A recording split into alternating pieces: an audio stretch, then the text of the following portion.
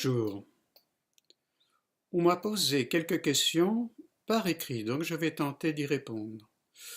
Voici la première. Une personne qui ne comprend pas ou qui ne peut apprendre manque-t-elle d'espace?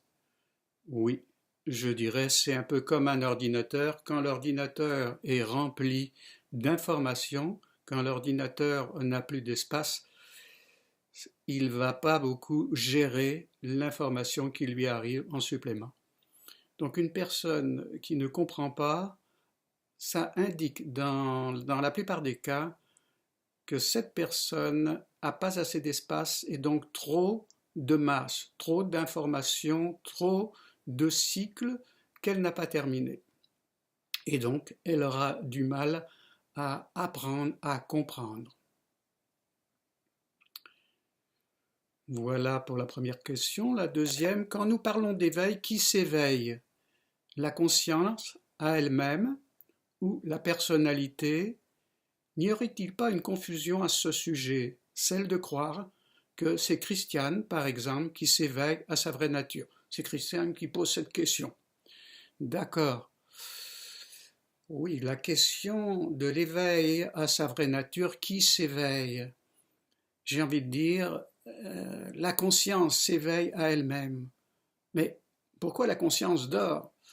Eh bien, nous pouvons dire que la conscience dort parce qu'elle a trop d'identification, elle a trop de choses en cours, elle a trop de cycles en cours, elle n'a plus assez d'espace, donc beaucoup de masse, et sur le poids, à cause du poids de la masse qu'elle a, dans sa mémoire vive du temps présent, elle a une tendance à s'endormir. Et elle perd la conscience qu'elle est la conscience. Donc, nous avons une personnalité, et cette personnalité peut dire « je suis la conscience », mais la personnalité, ce sont des créations, et ce n'est pas la conscience. Oui, donc il y a confusion, celle de croire que c'est Christiane, par exemple, qui s'éveille à sa vraie nature, et non, c'est la conscience, c'est-à-dire ce qui est avant Christiane, qui s'éveille à elle-même. La conscience s'éveille à elle-même, ce qui veut dire que la conscience peut s'endormir et ne plus avoir conscience d'elle-même, mais avoir conscience des réalités. Bien, je pense que ça pourrait être assez clair. La troisième question, est-ce que nous pourrions dire que l'éveil fait suite à une importante désidentification de la masse de l'ego? Est-ce qu'un éveillé devient libre de s'identifier ou pas? Ben, l'identification, dans la plupart des cas, se fait d'une façon automatique. Donc un éveillé peut devenir plus libre de s'identifier, mais ce n'est pas évident. Ce n'est pas parce qu'on s'est éveillé à sa véritable nature qu'on a compris les mécanismes de l'identification et de l'assoupissement, de l'endormissement. Donc, est-ce qu'un éveillé devient plus libre de s'identifier ou pas? Ben, ça dépend. Quel est le travail réel qu'a fait un éveillé? Car pour s'éveiller, il n'y a pas vraiment de travail à faire, il y a simplement besoin de regarder juste ici où je suis. Alors, est-ce qu'il y a désidentification de la masse, de l'ego? Eh ben non, pas forcément, pas forcément. Celui qui fait un chemin de désidentification des réalités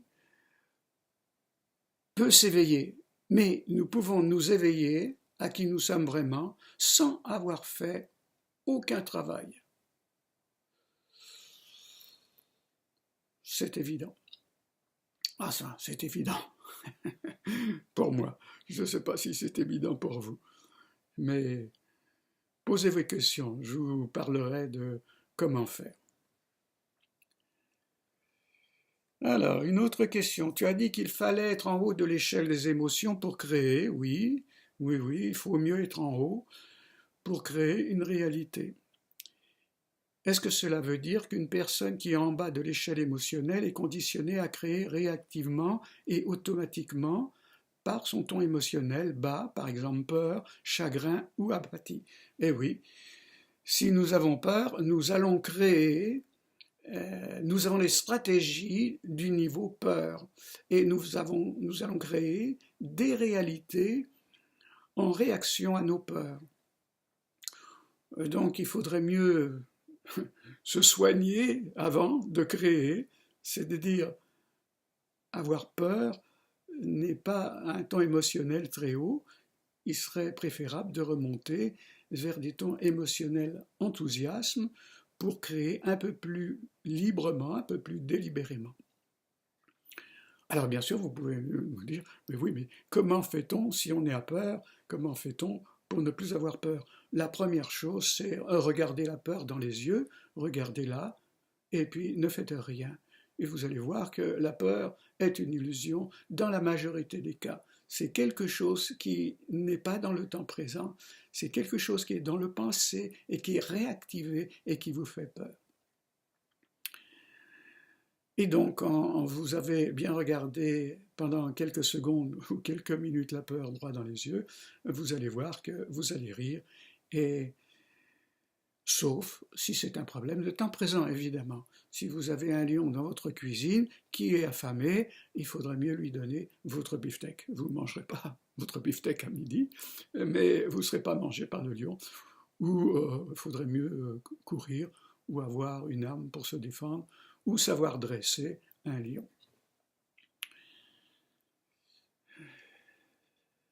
Donc, si vous voulez créer des réalités et les vivre, d'une façon ou d'une autre, remontez l'échelle des émotions vers le haut. Ne créez pas vers le bas. Vers le bas, vous avez des stratégies du bas et c'est pas terrible.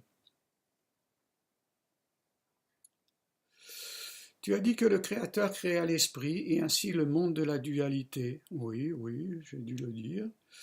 Tu veux dire que l'esprit ne peut être que duel? Eh oui, l'esprit, la dualité commence dans notre esprit.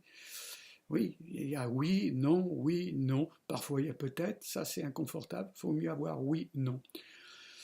Ce qui impliquerait que seule la conscience sans contenu peut être non-duelle. Oui, la conscience sans contenu est non-duelle. Elle n'est pas duelle, il n'y a pas de dualité dans la conscience sans contenu. D'ailleurs, on l'appelle aussi la conscience sans dualité. Aussitôt qu'il y a un contenu, évidemment, il y a son contraire. Et le propre de la conscience, c'est d'avoir du contenu. On pourrait dire la conscience, c'est être, et l'autre bout de la conscience, c'est avoir. Entre les deux, il y a faire. Donc la conscience, c'est être, donc une identité, et puis elle fait des choses, cette conscience, pour réaliser ces choses et pour les avoir. La plupart des chercheurs spirituels n'aiment pas qu'on parle de l'avoir, mais en définitive, l'être, c'est déjà de l'avoir. C'est un avoir potentiel. Par le faire, il y a réalisation de ce potentiel et il y a avoir. Alors, quand les chercheurs spirituels disent « Ah non, l'avoir, c'est pas très bon, c'est pas ceci, c'est pas cela, c'est pas spirituel », bon, ok, mais si vous avez rien à manger, on parle plus de spiritualité, voyez-vous.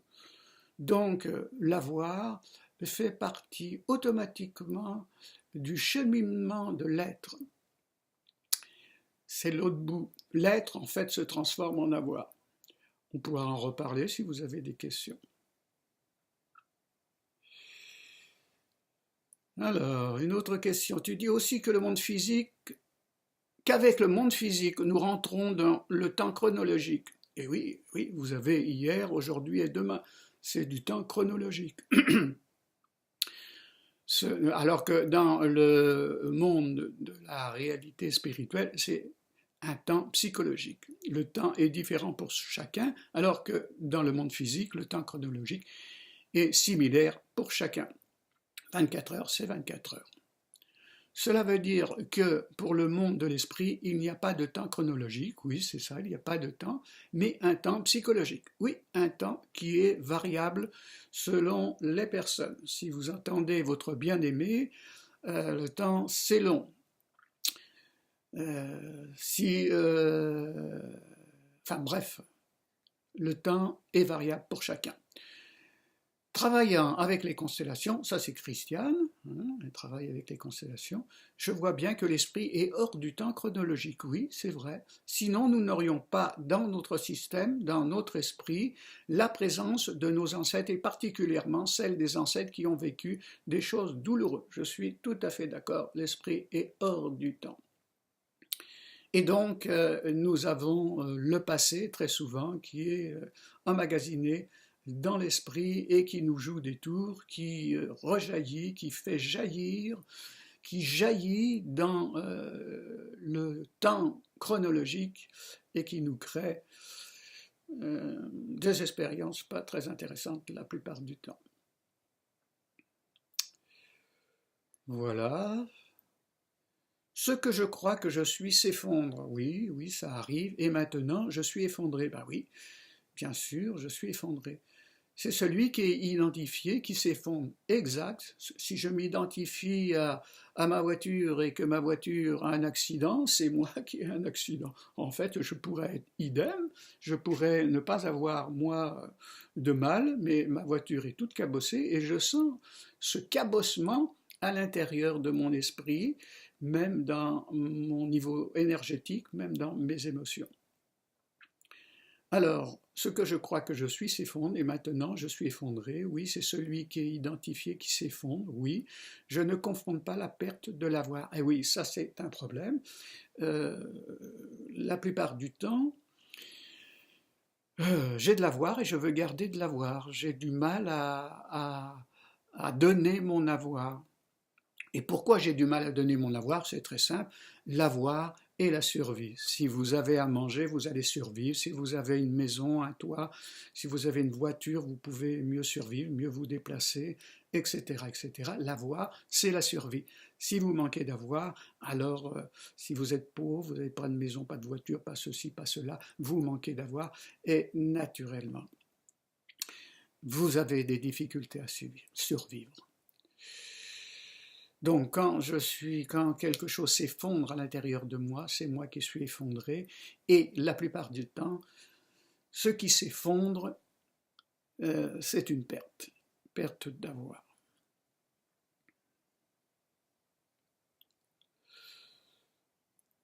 Verrais-tu une différence entre l'ego, le réseau et le mental? Ben, l'ego, c'est la personnalité positive et négative, qui s'est constituée dans l'enfance. Le réseau, il s'est aussi constitué dans l'enfance. C'est là où sont stockés les cycles non terminés. Et en principe, on stocke les cycles non terminés dans une zone de la conscience qu'on rend inconscient. Ce sont en principe, le réseau, on met des choses en principe pas très intéressantes qu'on ne veut pas voir, qu'on ne veut pas faire l'expérience. Et le mental, c'est le système informatique, c'est l'information analytique qui est très souvent polluée par le réseau. Le réseau fonctionne réactivement. Donc, nous avons le mental analytique et le réseau qui est un mental réactif. Voilà. Est-ce que la maîtrise du mental va de pair avec l'éveil? Non, pas spécialement. L'éveil, c'est tout à fait autre chose que la maîtrise du mental. La maîtrise du mental, ce sont les capacités, les aptitudes que l'on a, si on est doué, ou qu'on n'a pas, mais qu'on peut avoir. La plupart des gens ne réussissent pas dans leur vie professionnelle ou privée, simplement parce qu'ils manquent d'aptitudes. Donc, il faudrait mieux de venir faire quelques stages, développer leurs capacités et être un petit peu plus performants dans leur vie privée, dans leur vie personnelle et leur vie professionnelle. Et éveillé ou pas éveillé, si vous ne connaissez pas le chinois, vous ne parlerez pas chinois, tout éveillé que vous êtes. Par contre, si vous êtes éveillé, vous avez peut-être un peu plus de capacité à comprendre les choses et à passer à l'action pour les apprendre si vous ne les connaissez pas. Et ben voilà, écoutez, je crois que j'ai répondu à toutes les questions. Je crois que c'est 15 minutes, mais on peut pas, avec toutes ces questions, on ne peut pas aller plus vite. Si vous avez des questions, vous me les posez. Vous avez un contact sur le site, ou sur Facebook, ou ailleurs. Et c'est avec plaisir que je vous répondrai. Au revoir et à la prochaine.